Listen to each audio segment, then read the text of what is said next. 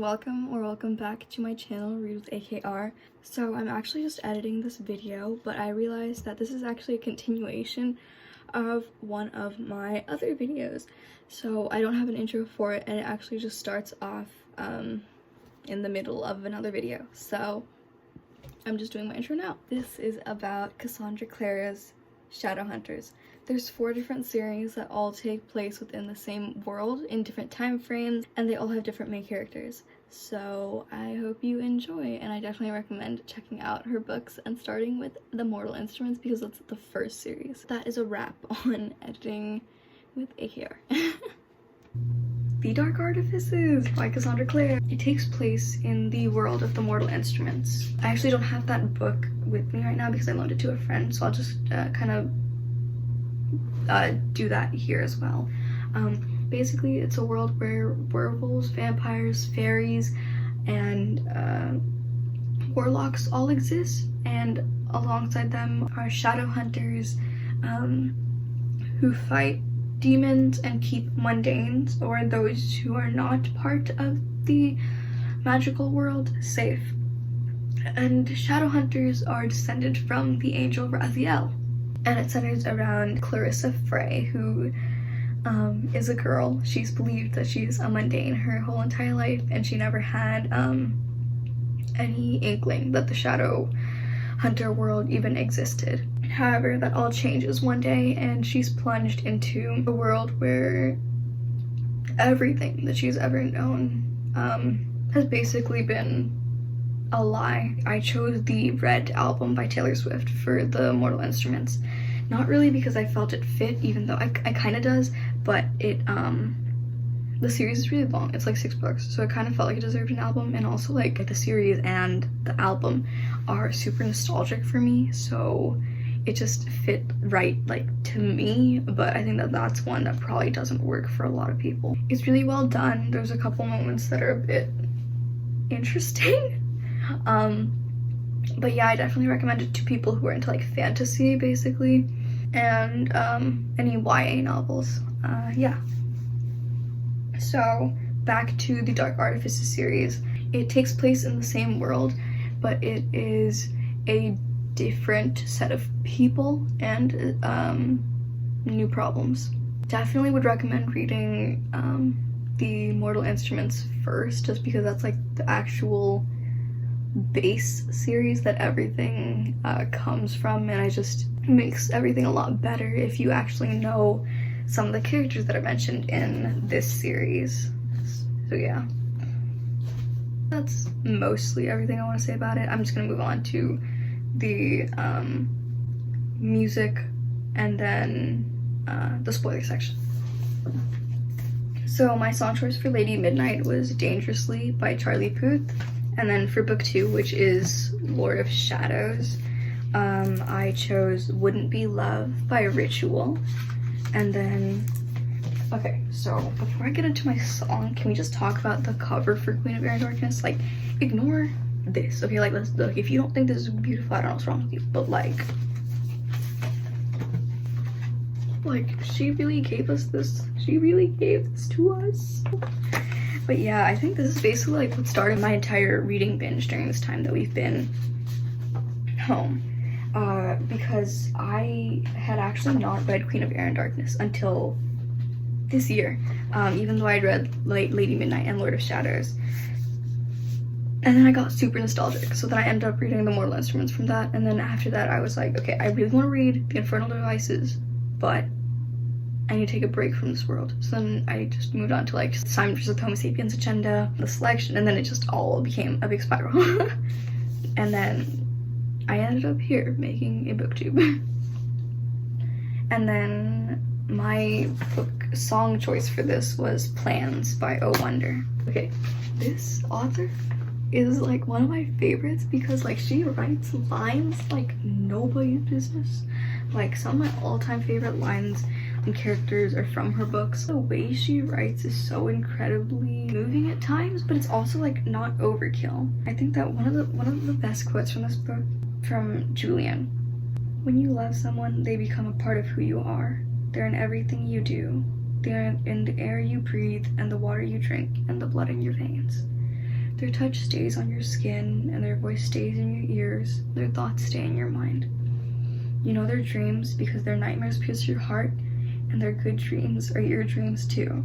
And you don't think they're perfect, but you know their flaws, the deep down truth of them, and the shadows of all of their secrets, and they don't frighten you away. In fact, you love them more for it. Because you don't want perfect, you want them. He broke off then, as if realizing everyone was looking at him. And I don't know, I think that quote really showed like who he is on the inside. It's like such a good world that Cassandra Clare has built. But yeah, I'm gonna go on to the spoiler section for this. Okay, so can we just talk about Livy for a second? Who let that happen?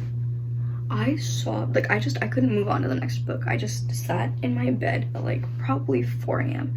and just like held the book and just cried because oh my god, like the way that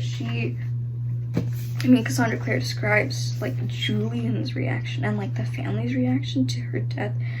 Just I think like it's not just that she died, it's the way that everyone reacts. Like, just listen to some of Julian's dialogue, okay? Julian made a noise. It was a noise Emma couldn't have described. Not as human a sound as a howl or a scream. It sounded like it was ripped out of the inside of him, like something brutal was tearing through his chest. He dropped the longsword Livy had risked so much to bring him, fell to his knees and crawled to her, pulling her into his lap. And then this is Ty's reaction. Ty looked up, his face turning the color of ashes. Emma had no idea if he could see them through the teeming crowd, see his sister, see what had happened, but his hands flew to his chest, pressing over his heart.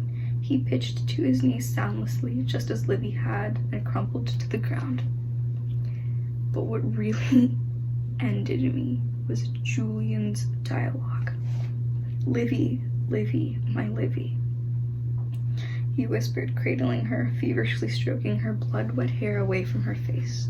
There was so much blood. He was covered in it in seconds. It had soaked through Livy's clothes. Even her shoes were drenched in it. Livia, his hands shook. And later, Livia, Julian's voice rose, crackling and tumbling over itself like a wave breaking far out to sea. Livy, my baby, please, sweetheart, open your eyes. It's Jules, I'm here for you. I'm always here for you. Please, please. And there, in front of her, was Julian. His eyes and ears closed to anything but Livy, her body cradled against his.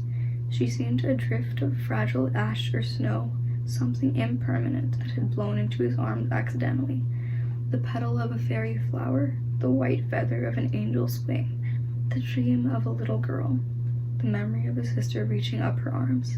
Julian, Julian, carry me. But the soul, the spirit that had made her Livy was no longer there. It was something that had gone away to a far and untouchable place, even as Julian ran his hands over her hair again and again and begged her to wake up and look at him just one more time. High above the council hall, the golden clock began to chime the hour. Okay. I don't care what you say. I don't care if you hate the series. That moment meant something to anyone who read the books. The thing that I didn't like was kind of how Julia and Emma just kind of ended up not being parabatai anymore at the end. It felt like a cop-out. Like, I felt like something should have happened. They should have had to break the parabatai bonds, or like, Also, like, Ty at the end bothered me a little bit, like, trying to bring Livy back from the dead, like, and then now she's, like, a ghost, and she's just, like, she's stuck here now, like, I feel so bad for her. I don't know, man, but we shall see how it goes, because apparently Cassandra Clare is releasing a new story with Drew, Ty, and Kit as the main characters, and like, ooh, I gotta see how that goes down. So I'll probably make a video on that. maybe a little bit after it's released. I don't know when that's gonna happen though. Just realized I did not record an outro, but I am just starting Clockwork Princess. I'm like a sixth of the way through the book, and I will have that video out hopefully very soon. It's finally my winter break, so I can focus on editing and recording and reading, and I'm really grateful for that.